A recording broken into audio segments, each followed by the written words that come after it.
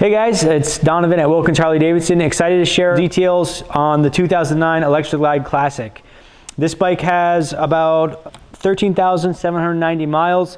We did a full 20K service on this bike. So that includes all the fluids, more than just an oil change, lubricated all the working joints, no squeaks or weird sounds, flushed the brake fluid. We tested the battery, it needed a new battery, so we put a new touring battery in here under the seat.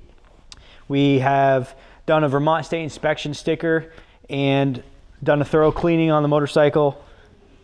Inspected all wear items, critical fasteners, clean the air filter, make sure it's oiled if needed.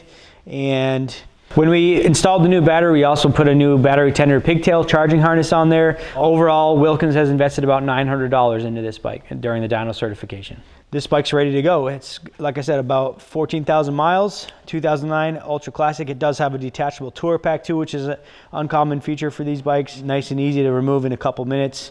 Reinhardt slip-ons. Give us a call if you have more questions. 802-476-6104. Again, Donovan at Wilkins Harley-Davidson, 2009 FLHTC in Vivid Black.